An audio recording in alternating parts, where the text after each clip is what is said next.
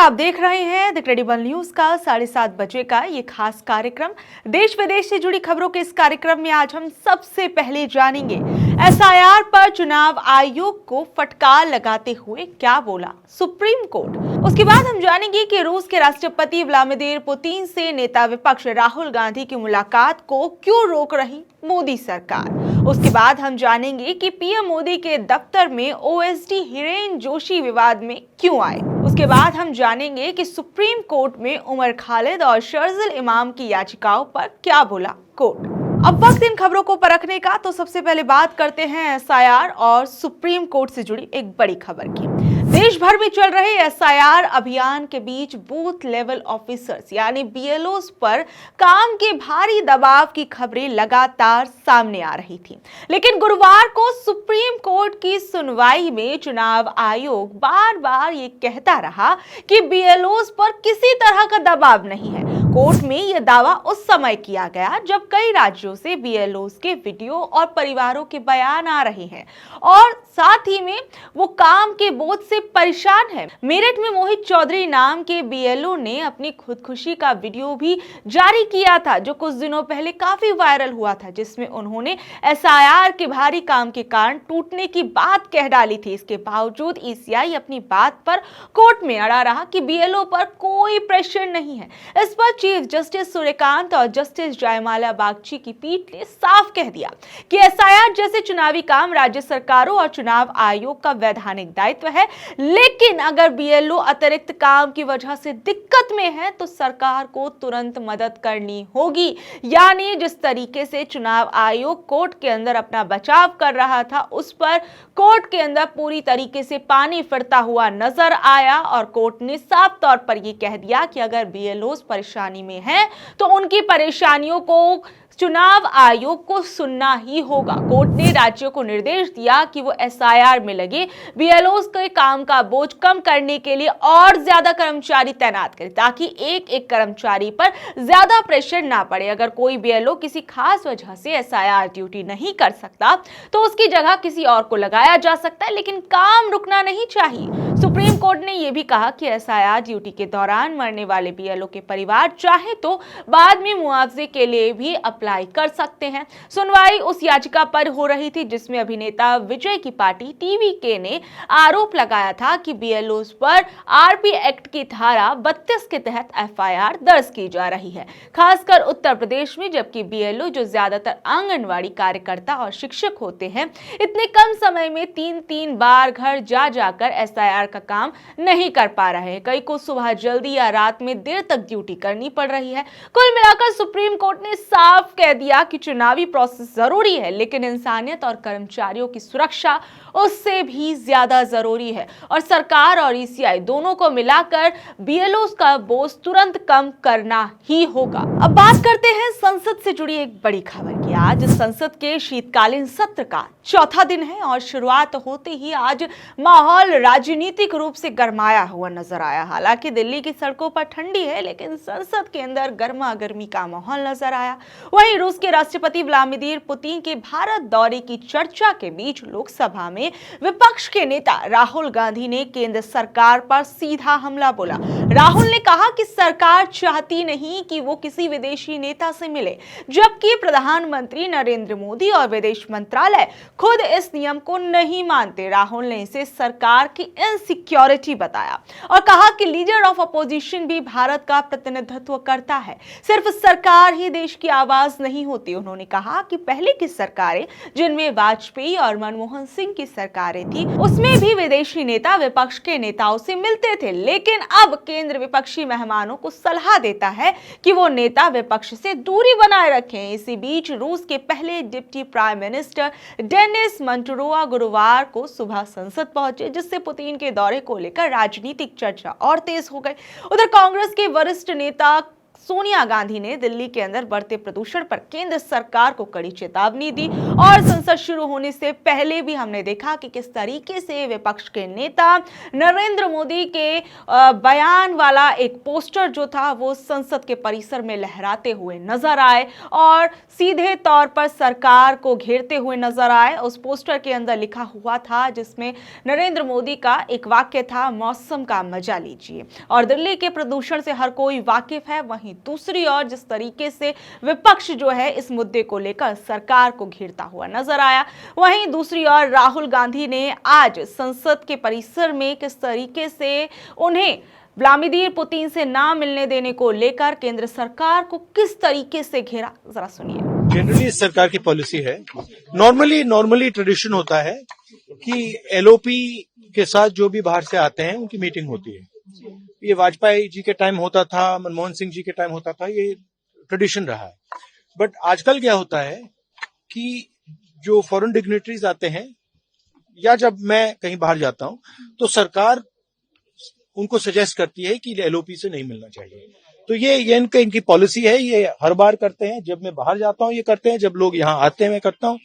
हमें मैसेज मिलता है कि हमें बताया गया है कि सरकार हमसे कहती है कि आपसे नहीं मिलना है। Thank you. बड़ा रशिया के साथ है रिलेशन देखिए, रिलेशन तो सबके साथ है। जो एलओपी एक दूसरा पर्सपेक्टिव देता है। हिंदुस्तान को हम भी रिप्रेजेंट करते हैं, हाँ? सिर्फ सरकार नहीं रिप्रेजेंट करती है। तो सरकार नहीं चाहती कि ऑपोजिशन के लोग बाहर के लोगों से मिले। ये ट्रेडिशन है। एक सेकंड मुझे बोलने दीजिए। ये ट्रेडिशन है, ये नॉर्म है, बट मोदी जी इस नॉर्म को फॉलो नहीं करते हैं। फॉरेन मिनिस्ट्री इस नॉर्म को फॉलो नहीं करती है। Thank you. नहीं चाहते सर, इनसिक्योरिटी है। तो कुल मिलाकर संसद का चौथा दिन विदेश नीति, लोकतांत्रिक परंपरा और दिल्ली की आबो हवा तीनों मुद्दों पर गहराता टकराव के साथ और ज्यादा गर्माता हुआ दिखा। अब वहीं बात करते हैं एक सबसे बड़े मुद्दे की।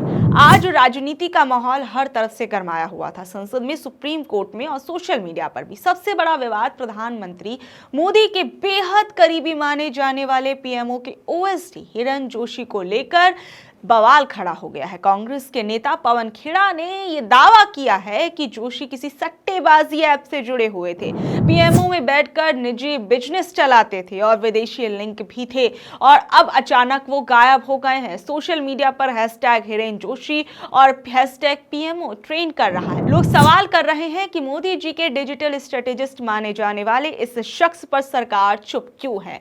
जोशी का बैकग्राउंड भी बेहद दिलचस्प है। एक साधारण इंजीनियरिंग प्रोफेसर से उठकर वो मोदी जी के सबसे भरोसेमंद जो हैं वो मीडिया मैनेजमेंट अधिकारी बन गए। उन्होंने मोदी जी के सोशल मीडिया, कम्युनिकेशंस और मीडिया नेटवर्क को खड़ा कर दिया। लेकिन अब उन्हीं पर मीडिया दबाव और व्हाट्सएप ग्रुप कंट्रोल और निजी हितों के गंभीर आरोप लग रहे हैं। कांग्रेस कह रही है कि अगर पीएमओ जवाब नहीं देगा तो वो पूरी कहानी खोल देंगे। इस मामले पर कांग्रेस के नेता पवन खेड़ा क्या कुछ कह रहे हैं, जरा सुनिए।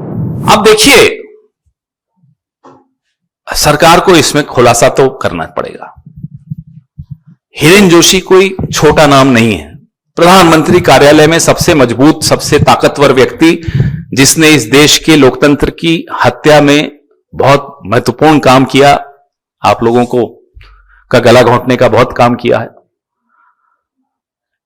और अब चर्चा में भी हैं। उनके साथी एक हैं जो लॉ कमीशन में अभी 7 महीने पहले ही आए थे, उनको आनंद फानन में बाहर कर दिया लॉ कमीशन से। सुना सरकारी घर भी खाली करा दिए। क्या हो रहा है, देश को जानने का हक है। उनकी बिजनेस पार्टनर्स कौन कौन है, यह भी देश को जानने का हक है। क्या बिजनेस कर रहे थे हिरेन जोशी प्रधानमंत्री कार्यालय में बैठकर, यह भी देश में को जानने का हक है। कौन सी बेटिंग ऐप थी, क्या था, किसमें वो हिस्सेदारी है, उनकी चर्चाएं चल रही हैं सोशल मीडिया पर। और अगर सरकार जल्दी बाहर आकर कुछ नहीं बोलेगी, खुलासा नहीं करेगी, स्पष्टीकरण नहीं देगी, तो जाहिर सी बात है ये चर्चाएं चलेंगी मोबाइल्स पर। भले आप कितनी ऐप्स ले आइए, जो लोगों को जानकारियां मिल रही हैं प्रधानमंत्री कार्यालय से ही मिल रही हैं, तो वो जानकारियां सबके पास जा ही रही हैं। बहुत सारी सुना है बिजनेस इंटरेस्ट हो गए इनके, विदेशों में इनके क्या लिंक्स हैं। जब विदेश यात्रा की क्या राष्ट्र के हितों का कोई समझौता किया हिरेन जोशी ने अपने साथियों से मिलकर अमेरिका में या जहां भी गए हों? ये सारी खुलासे अब आएंगे। ये देश जो है ना, लोकतंत्र को आप इतनी आसानी से मार नहीं सकते। कोशिश बहुत कर ली आपने। अब प्रधानमंत्री के कार्यालय पे बहुत बड़ा सवालिया निशान खड़ा हो गया। एक महत्वपूर्ण व्यक्ति, उसके रिश्ते, व्यावसायिक रिश्ते, उसके निजी रिश्ते, क्योंकि निजी कुछ नहीं होता। प्रधानमंत्री के कार्यालय में क्या निजी है? सार्वजनिक ऑफिस है वो। क्या संबंध किससे हैं, उन संबंधों का क्या नुकसान इस देश को हुआ, ये पारदर्शिता से देश को जानने का हक है और सरकार का कर्तव्य है कि पारदर्शिता से हिरेन जोशी का पूरा प्रकरण देश के सामने रखें। नहीं तो हम तो रखेंगे ही। वहीं बात करते हैं उमर खालिद और शर्जिल इमाम को लेकर कल सुप्रीम कोर्ट में हुई सुनवाई के बारे में। सुप्रीम कोर्ट में उमर खालिद और अन्य के मामले पर कल सुनवाई हुई। इस मामले में यूएपीए के तहत गिरफ्तार स्टूडेंट लीडर उमर खालिद, शर्जिल इमाम, गुलफिशा फातिमा और मिरान हैदर, शादाब अहमद और मोहम्मद सलीम खान जमानत की मांग कर रहे हैं। सुनवाई के दौरान जस्टिस अरविंद कुमार और जस्टिस एनवी अंजारिया की बेंच ने सबसे पहले कहा कि सभी आरोपियों को अपना परमानेंट एड्रेस देना होगा। जब आरोपियों की तरफ से वकील सिद्धार्थ दवे ने इस पर हंसते हुए कहा कि अभी का पता तो जेल है फिलहाल। मामले में जमानत का अनुरोध करते हुए कार्यकर्ता शर्जिल इमाम ने सुप्रीम कोर्ट को मंगलवार को यह भी कहा था कि उन पर अभी तक दोष सिद्ध नहीं हुए हैं, लेकिन उसके बावजूद उन्हें आतंकवादी बताया जा रहा है और उन्होंने सीधे तौर पर आतंकवादी बताए जाने पर कोर्ट के अंदर अपनी नाराजगी भी व्यक्त की थी। इमाम की तरफ से पेश हुए वरिष्ठ अधिवक्ता सिद्धार्थ दवे ने कहा कि वो आतंकवादी नहीं है जैसा कि पुलिस ने उन्हें कहा है, वो राष्ट्र विरोधी नहीं है जैसा कि सरकार ने कहा है, वो इस देश के नागरिक हैं और जन्म से नागरिक है और उन्हें अब तक किसी भी अपराध के लिए दोषी नहीं ठहराया गया। उन्होंने दलील दी कि इमाम को 28 जनवरी 2020 को गिरफ्तार किया गया था, जो कि उत्तर पूर्वी दिल्ली में हुई सांप्रदायिक हिंसा से पहले की बात है।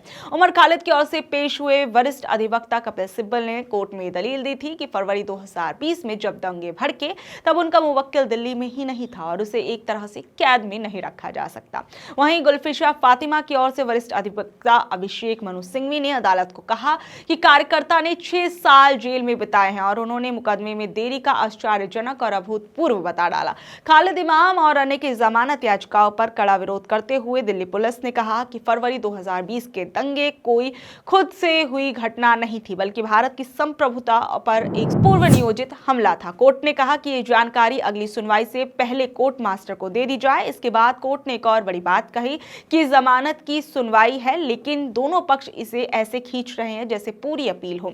कोर्ट ने साफ कहा कि इस तरह लंबे लंबे तर्क देना ठीक नहीं है, इसलिए उन्होंने कहा कि आगे से सख्त समय सीमा लागू की जाएगी और हर आरोपी की ओर से वकीलों को सिर्फ 15 मिनट जबकि सरकार को अपना पक्ष रखने के लिए 30 मिनट मिलेंगे। कोर्ट ने कहा कि बहस अब लिमिटेड होगी, सटीक होगी, सीधे मुद्दे पर होनी चाहिए।